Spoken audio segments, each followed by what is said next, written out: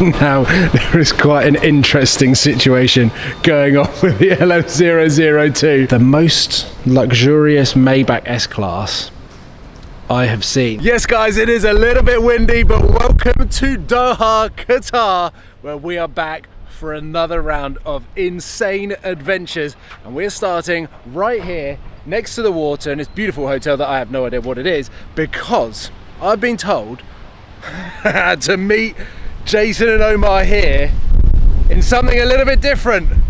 And check it out! LM002 Lamborghini in a paint I have no idea, but I'm hopping in. Alright mate. How's it going? Alright buddy.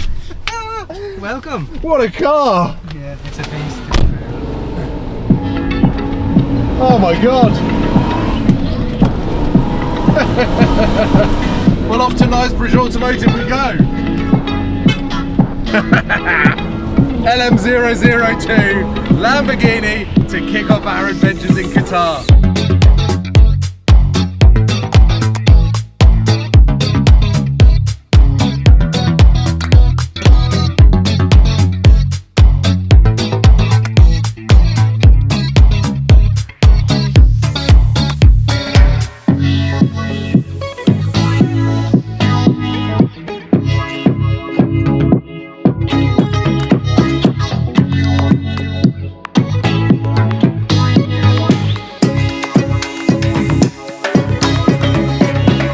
It definitely feels good to be inside the building now in Knightsbridge Automotive. Finally, after a year coming here for the first time and having Dan to show me around. This time I've got Omar, because obviously Dan is back in the UK and setting up his own dealership, which is going to be a very cool story to share very soon. Let me flip the camera around and I hope this car is open.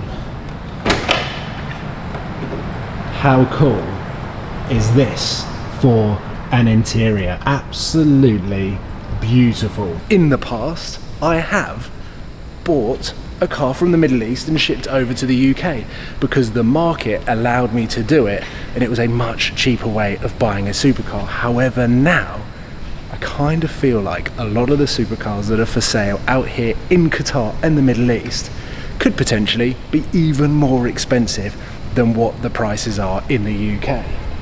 This is quite a unique S-Class Maybach. It is a special edition, one of 150, and the collaboration between Mercedes Maybach and Haute Voiture, I don't think that is how you pronounce it, H-A-U-T-E Voiture, and it makes for a rather impressive interior. And I think because the door handles are out, it should be open. Nope. Don't think my camera is going to pick the focus up on this beautiful key for what can only be described as the most luxurious Maybach S-Class I have seen. This interior and texture is like nothing I've ever seen before, but it's also done just really tastefully on bits of the interior that you'd kind of want it in. And just look at these rear seats, how comfy they are with the screen. And let me take you around to where the driver will be, because again, it's just a ridiculous interior. Now, there is quite an interesting situation going on with the LM002 outside. Big thumbs up for that car. Here's what I am very interested to check out, ladies and gentlemen. The Ducati Diavel V4 Bentley Batura inspired motorbike, and it has the craziest taillights that are illuminated through this honeycomb mesh underneath the seat.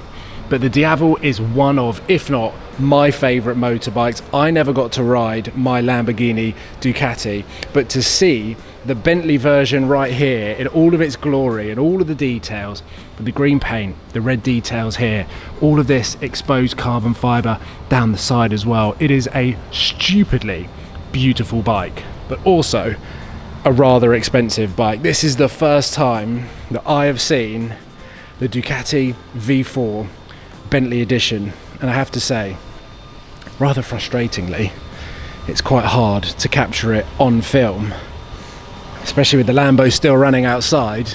But a very, very special limited edition motorbike with unbelievable power. That bike is described as the Bugatti of the motorbike world. A really long wheelbase, really thick rear tyre, one of, if not the fastest accelerating Ducati that you can buy. So rather fitting that they also have the Sang Noir. I wanted to come round to this direction to show you the bright orange interior. It sounds like a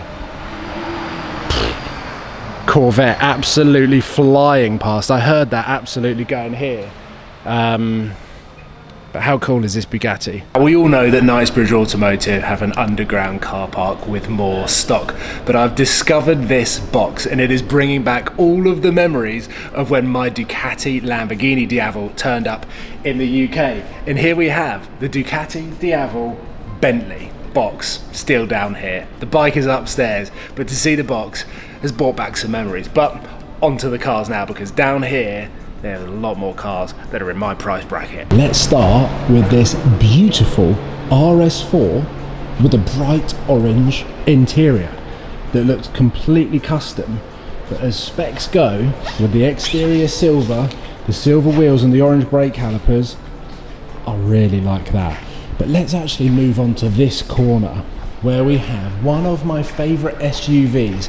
And when I bought the Alfa Romeo Stelvio Quadrifoglio, I was a little bit frustrated because I probably should have bought this. A much better engine, way better performance, a sound that is superior in every way to the Stelvio, and the interior on the facelift SVR is absolutely game changing. I love this car. 10 out of 10 and around 55 grand in the UK. I'm not too sure how much this car is coming into stock here in Qatar, but then we have this.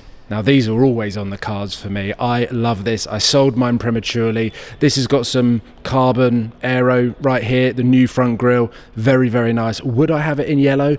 Probably not. A heavily modified new BMW M2. Now the G82 M3 is very much on my radar to do something similar with a little bit of carbon, wheels, and to make it that bit more aggressive. But this is the first time that I have seen in the flesh a modified M2, and I have to say I am pleasantly surprised. This looks a really, really mean M2. It's a bit more of a daily than it is a super, but the G82 M3 could be a very interesting car that actually deems my A35 AMG a little bit irrelevant. Is that the right word to say? But the fact that they've got an A35, we can talk about my car, which is very much a stopgap into something a little bit more special. So I could get an M3 and then still have a little bit of space in my garage if I sold this. I do love my A35, but if I was to buy an M3, that would very much replace what this car was bought in to do.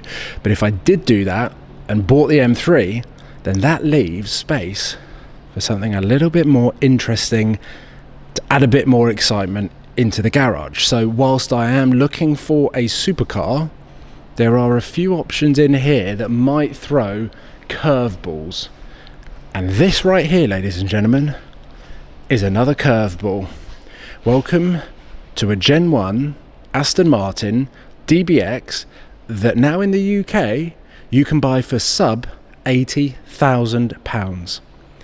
£80,000 gets you the best handling, best performing SUV that wears an Aston Martin badge as well.